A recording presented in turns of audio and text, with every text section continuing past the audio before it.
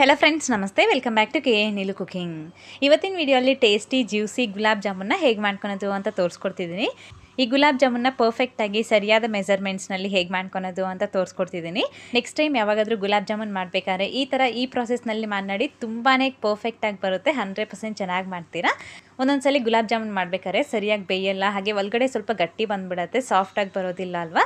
So ಆ ಥರ ಏನು ಹಾಕ್ತೀರಾ, ಏನು ಪ್ರಾಬ್ಲಮ್ಸ್ ಇಲ್ದಾಗೆ ತುಂಬಾನೇ ಸೂಪರ್ ಆಗಿ ಗುಲಾಬ್ ಜಾಮೂನ್ನ ಹೇಗೆ ಮಾಡ್ಕೊಳ್ಳೋದು ಅಂತ ನೋಡ್ಕೊಳ್ಳೋಣ। ಫಸ್ಟ್ ಆಗಿ ಗುಲಾಬ್ ಜಾಮೂನ್ ಮಾಡ್ಕೊಳ್ಳೋದಕ್ಕೆ ನಾನಿಲ್ಲಿ ಇನ್ಸ್ಟೆಂಟ್ ಗುಲಾಬ್ ಜಾಮೂನ್ ಮಿಕ್ಸ್ನ ತಗೊಂಡಿದ್ದೀನಿ।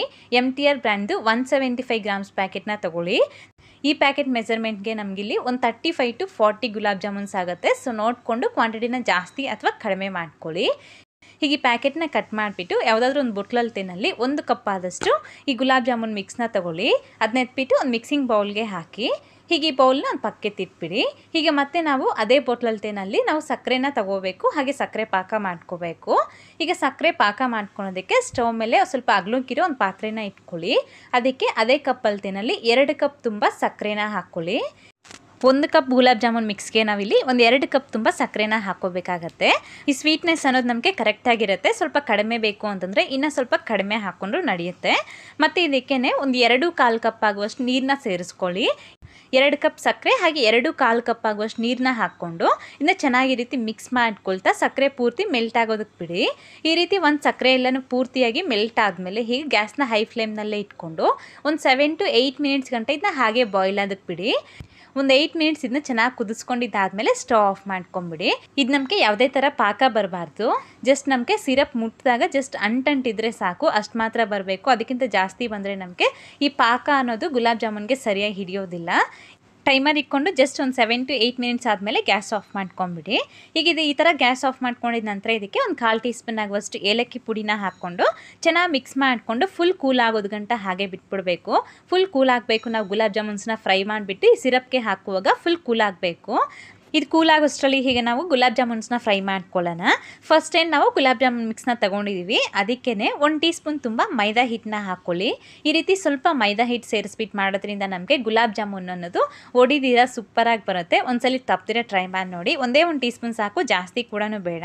ಹೀಗಿಂದ ಚೆನ್ನಾಗಿ ಒಂದ್ಸಲಿ ಮಿಕ್ಸ್ ಮಾಡ್ಕೊಂಡಿದ್ದಕ್ಕೆ ಒಂದು 1/4 ಟೀ ಸ್ಪೂನ್ ಆಗುವಷ್ಟು ಏಲಕ್ಕಿ ಪುಡಿ ಕೂಡ ಹಾಕ್ಕೊಂಡು ಒಂದು ಸ್ವಲ್ಪ ನೀರನ್ನ ಸೇರಿಸ್ಕೊಂಡು ಹಿಟ್ಟನ್ನ ಕಲಿಸ್ಕೊಳ್ಳಿ।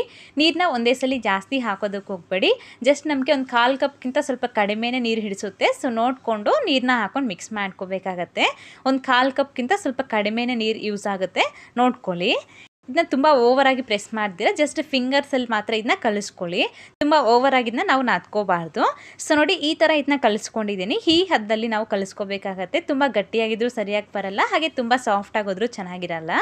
ಈ ರೀತಿ ಸೆಮಿ ಸಾಫ್ಟಾಗಿ ಹಿಟ್ಟನ್ನ ಕಲಿಸ್ಕೊಂಡಿದ್ದ ನಂತರ ಹೀಗಿದ್ರಲ್ಲಿ ಒಂದು ಸ್ವಲ್ಪನೇ ಹಿಟ್ಟನ್ನ ತಗೊಳ್ತಾ ರೌಂಡಾಗಿ ಕ್ರ್ಯಾಕ್ ಫ್ರೀ ಬಾಲ್ಸ್ನ ಮಾಡ್ಕೋಬೇಕು। ಒಂಚೂರು ಕೂಡ ಕ್ರ್ಯಾಕ್ ಬರಬಾರ್ದು, ನಮಗೆ ಚೆನ್ನಾಗಿ ರೌಂಡಾಗಿರಬೇಕು। ಈ ರೀತಿ ಒಂದು ಸ್ವಲ್ಪ ಹಿಟ್ಟನ್ನ ತೊಗೊಂಡಿದ್ದಾದಮೇಲೆ ಅಂಗೈಯಲ್ಲಿ ಹಾಕ್ಕೊಂಡು ಈ ರೀತಿ ನೋಡಿ ವಿಡಿಯೋದಲ್ಲಿ ಕಾಣಿಸ್ದಾಗೆ ನಾವು ಇದನ್ನ ಗಟ್ಟಿಯಾಗಿ ಪ್ರೆಸ್ ಮಾಡ್ತಾ ಇದನ್ನ ರೌಂಡಾಗಿ ತಿರುಗಿಸ್ಕೋಬೇಕು। ಈಗ ಇದನ್ನ ರೌಂಡಾಗಿ ಈ ರೀತಿ ಮಾಡ್ಕೊಂಡ್ರೆ ನಮಗೆ ಚೆನ್ನಾಗಿ ಕ್ರ್ಯಾಕ್ ಫ್ರೀ ಬಾಲ್ ಆಗಿ ಚೆನ್ನಾಗಿ ಬರುತ್ತೆ, ಒಂಚೂರು ಕೂಡ ಕ್ರ್ಯಾಕ್ಸ್ ಅನ್ನೋದು ಬರೋದಿಲ್ಲ। ಇದೇ ರೀತಿ ಎಲ್ಲನೂ ಸಹ ಮಾಡ್ಕೋಬೇಕು, ಒಂಚೂರು ಕೂಡ ನಮಗೆ ಕ್ರ್ಯಾಕ್ಸ್ ಬರಬಾರ್ದು, ಒಡೆದಂಗಾದರೆ ನಮಗೆ ಎಣ್ಣೆಯಲ್ಲಿ ಹಾಕಿದಾಗ ಫುಲ್ ಒಡೆದೋಗ್ಬಿಡುತ್ತೆ, ಸರಿಯಾಗಿ ಬರೋದಿಲ್ಲ। ಸ್ವಲ್ಪ ಚಿಕ್ಕದಾಗಿ ಹಿಟ್ಟನ್ನ ತೊಗೊಂಡು ಮಾಡ್ಕೊಳ್ಳಿ, ಚೆನ್ನಾಗಿರುತ್ತೆ ನೋಡೋದಕ್ಕೆ ಹಾಗೆ ತಿನ್ನೋದಕ್ಕೆ। ತುಂಬ ಜಾಸ್ತಿ ಹಿಟ್ಟನ್ನ ತೊಗೊಂಡು ಮಾಡಿದ್ರೆ ತುಂಬ ದಪ್ಪ ಆಗಿಬಿಡುತ್ತೆ, ಸರಿಯಾಗಿರಲ್ಲ। ಸೊ ನೋಡಿ ಈ ರೀತಿ ನಾನು ಎಲ್ಲನೂ ಸಹ ಮಾಡ್ಕೊಂಡು ಇಟ್ಕೊಂಡಿದ್ದೀನಿ, ಎಷ್ಟು ಚೆನ್ನಾಗಿದೆ ಅಲ್ವಾ, ಒಂದು ಕೂಡ ಕ್ರ್ಯಾಕ್ಸ್ ಬರೋದಿಲ್ಲ, ಚೆನ್ನಾಗಿ ಬರುತ್ತೆ। ಈ ರೀತಿ ಮಾಡ್ಕೊಂಡಿದ್ದಾದಮೇಲೆ ಹೀಗೂ ನಾವು ಡೀಪ್ ಫ್ರೈ ಮಾಡ್ಕೋಬೇಕಾಗತ್ತೆ। ಡೀಪ್ ಫ್ರೈ ಮಾಡ್ಕೊಳೋದಕ್ಕೆ ಆಯಿಲ್ನ ಚೆನ್ನಾಗಿ ಬಿಸಿ ಮಾಡ್ಕೊಳ್ಳಿ, ತುಂಬ ಓವರಾಗಿ ಬಿಸಿ ಮಾಡೋದಕ್ಕೆ ಹೋಗಬೇಡಿ। ಆಯಿಲ್ ಬಿಸಿ ಆದಮೇಲೆ ಗ್ಯಾಸ್ ಆಫ್ ಮಾಡ್ಕೊಂಡ್ಬಿಡ್ಬೇಕು। ಗ್ಯಾಸ್ ಆಫ್ ಮಾಡ್ಕೊಂಡಿದ್ದ ನಂತರ ಇದಕ್ಕೆ ನಾವು ಮಾಡಿಟ್ಕೊಂಡಿರೋ ಈ ಬಾಲ್ಸ್ನ ಒಂದೊಂದಾಗಿ ಬಿಡಿ। ಈ ರೀತಿ ಆ ಬಾಣಲಿಯಲ್ಲಿ ಎಷ್ಟು ಇಡಿಸುತ್ತೋ ಅಷ್ಟನ್ನ ಬಾಲ್ಸ್ನ ಹಾಕ್ಕೊಂಡಿದ್ದಾದಮೇಲೆ ಇದನ್ನ ಫುಲ್ ಹಾಗೆ ಬಿಟ್ಬಿಡಿ। ಈ ರೀತಿ ನೋಡಿ ಸ್ವಲ್ಪ ಮೇಲೆ ಬಂದಾದಮೇಲೆ ಹೀಗೆ ಗ್ಯಾಸ್ನ ಆನ್ ಮಾಡಿಕೊಂಡು ಗ್ಯಾಸ್ನ ಮೀಡಿಯಮ್ ಫ್ಲೇಮ್ನಲ್ಲಿ ಇಟ್ಕೊಂಡು ಈ ರೀತಿ ಸ್ಪೂನಲ್ಲಿ ಇದನ್ನ ಮಿಕ್ಸ್ ಮಾಡ್ಕೊಳ್ತಾ ನಾವು ಕಂಟಿನ್ಯೂಸ್ ಆಗಿ ಈ ರೀತಿ ಮಿಕ್ಸ್ ಮಾಡ್ಕೊಳ್ತಾ ಫ್ರೈ ಮಾಡ್ಕೋಬೇಕು।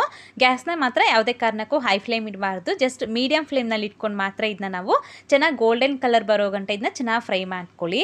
ಮೀಡಿಯಮ್ ಫ್ಲೇಮ್ನಲ್ಲಿ ಇಟ್ಕೊಂಡು ಬೇಯಿಸ್ಕೊಂಡ್ರೆ ನಮಗೆ ಚೆನ್ನಾಗಿ ಒಳಗಡೆ ಗಂಟೆ ಚೆನ್ನಾಗಿ ಬೇಯುತ್ತೆ। ಸೊ ನೋಡಿ ಎಲ್ಲೂ ಸಹ ನಮಗೆ ಕ್ರ್ಯಾಕ್ಸ್ ಕೂಡ ಬಂದಿಲ್ಲ, ಚೆನ್ನಾಗಿ ಫ್ರೈ ಆಗಿದೆ। ಈ ರೀತಿ ಈವನ್ ಆಗಿ ಎಲ್ಲ ಕಡೆ ಫ್ರೈ ಆದಮೇಲೆ ಈ ಗ್ಯಾಸ್ ಆಫ್ ಮಾಡ್ಕೊಂಬಿಡಿ। ಗ್ಯಾಸ್ ಆಫ್ ಮಾಡಿಕೊಂಡು ಇವೆಲ್ಲನೂ ಎತ್ಕೊಂಡು ಸಕ್ಕರೆ ಪಾಕಕ್ಕೆ ಹಾಕೋಬೇಕು। ಸೊ ನೋಡಿ ಈ ರೀತಿ ಸಕ್ಕರೆ ಪಾಕಕ್ಕೆ ಹಾಕೊಂಡಿದ್ದಾದಮೇಲೆ ಚೆನ್ನಾಗಿ ಒಂದ್ಸಲಿ ಮಿಕ್ಸ್ ಮಾಡಿಬಿಟ್ಟು ಮುಚ್ಚಳ ಮುಚ್ಚಿದ್ನ ಪಕ್ಕಕ್ಕೆ ತಿಟ್ಬಿಡಿ। ನಾವು ಫಸ್ಟ್ ಬ್ಯಾಚ್ನ ಫ್ರೈ ಮಾಡ್ಕೊಂಡು ಎತ್ಕೊಂಡಾಗ ಗ್ಯಾಸ್ನ ಆಫ್ ಮಾಡ್ಕೊಂಡಿದ್ವಲ್ಲ, ಸೊ ಆಯಿಲ್ ಸ್ವಲ್ಪ ಬಿಸಿನೇ ಇರುತ್ತೆ. ಸೊ ಹಾಗಾಗಿ ಈ ನೆಕ್ಸ್ಟ್ ಬ್ಯಾಚ್ ಕೂಡ ಹಾಕ್ಕೊಂಡು ಈ ರೀತಿ ಮೇಲೆಗೆ ಬರೋ ಗಂಟೆ ಇದನ್ನ ಹಾಗೆ ಬಿಟ್ಬಿಡಿ. ಈ ರೀತಿ ಮೇಲೆ ಬಂದಾದ ನಂತರ ಮತ್ತೆ ಇದನ್ನ ಇನ್ನೊಂದ್ಸಲಿ ಗ್ಯಾಸ್ನ ಆನ್ ಮಾಡಿಕೊಂಡು ಮೀಡಿಯಂ ಫ್ಲೇಮ್ನಲ್ಲಿ ಇಟ್ಕೊಂಡು ಚೆನ್ನಾಗಿ ಫ್ರೈ ಮಾಡ್ಕೋಬೇಕು. ಈ ಸೇಮ್ ಅದೇ ರೀತಿ ಗೋಲ್ಡನ್ ಕಲರ್ ಬರೋ ಗಂಟೆ ಫ್ರೈ ಮಾಡಿಕೊಂಡು ಇವು ಕೂಡ ಎತ್ಕೊಂಡು ಫುಲ್ ಕೂಲ್ ಆಗಿರೋ ಸಕ್ಕರೆ ಪಾಕಕ್ಕೆ ಹಾಕೋಬೇಕಾಗತ್ತೆ. ಸಕ್ಕರೆ ಪಾಕ ಮಾತ್ರ ಬಿಸಿ ಇರಬಾರ್ದು, ಫುಲ್ ಕೂಲ್ ಆಗಿರಬೇಕು. ಈ ರೀತಿ ಸಕ್ಕರೆ ಪಾಕಕ್ಕೆ ಹಾಕೊಂಡು ಚೆನ್ನಾಗಿ ಮಿಕ್ಸ್ ಮಾಡಿಕೊಂಡು ಮುಚ್ಚಿಬಿಟ್ಟು ಒಂದು ಅರ್ಧ ಗಂಟೆ ಇದನ್ನ ಹಾಗೆ ಬಿಟ್ಬಿಡಿ. ಒಂದು 20-30 ನಿಮಿಷ ಇದನ್ನ ಹಾಗೆ ಬಿಟ್ಬಿಟ್ರೆ ನಮಗೆ ಸಖತ್ತಾಗಿ ಗುಲಾಬ್ ಜಾಮೂನ್ ಅನ್ನೋದು ರೆಡಿ ಆಗಿಬಿಡತ್ತೆ. ಒಂದು ಅರ್ಧ ಗಂಟೆ ಆದಮೇಲೆ ನೋಡಿ ನಮಗೆ ಗುಲಾಬ್ ಜಾಮೂನ್ ಅನ್ನೋದು ತುಂಬಾ ಸಾಫ್ಟಾಗಿ ಜ್ಯೂಸಿಯಾಗಿ ರೆಡಿಯಾಗಿದೆ. ಈ ಪಾಕದಲ್ಲಿ ನಮಗೆ ಗುಲಾಬ್ ಜಾಮೂನ್ ಒಂಚೂರು ಕೂಡ ಹರಡೋದಿಲ್ಲ, ಚೆನ್ನಾಗಿ ಬರುತ್ತೆ. ಸೊ ನೋಡಿದಿರಲ್ವ ಎಷ್ಟು ಸುಲಭವಾಗಿ ಗುಲಾಬ್ ಜಾಮೂನ್ನ ತುಂಬಾ ಈಸಿಯಾಗಿ ಟೇಸ್ಟಿಯಾಗಿ ಮಾಡ್ಕೊಳ್ಬೋದು ಅಂತ. ತುಂಬಾ ಚೆನ್ನಾಗಿರುತ್ತೆ, ಒಳಗಡೆ ಒಂಚೂರು ಕೂಡ ಗಟ್ಟಿ ಇರೋದಿಲ್ಲ, ತುಂಬಾ ಸಾಫ್ಟಾಗಿರುತ್ತೆ. ಈ ಟಿಪ್ಸ್ನ ಫಾಲೋ ಮಾಡಿ ನೀವು ಕೂಡ ನಿಮ್ಮ ಮನೇಲಿ ಟ್ರೈ ಮಾಡಿ ನೋಡಿ, ತುಂಬಾ ಚೆನ್ನಾಗಿ ಬರುತ್ತೆ. ನೀವು ಕೂಡ ಮಾಡಿದಾದ್ಮೇಲೆ ನಿಮ್ಗೆ ಯಾವ ಥರ ಬಂತು ಅಂತ ಕಮೆಂಟ್ ಮಾಡಿ ತಿಳಿಸಿ. ಹಾಗೆ ಈ ರೆಸಿಪಿ ಇಷ್ಟ ಆದರೆ ಲೈಕ್ ಮಾಡಿ, ನಿಮ್ಮ ಫ್ರೆಂಡ್ಸ್ಗೆ ಫ್ಯಾಮಿಲಿ ಮೆಂಬರ್ಸ್ಕೊಂಡು ಶೇರ್ ಮಾಡಿ.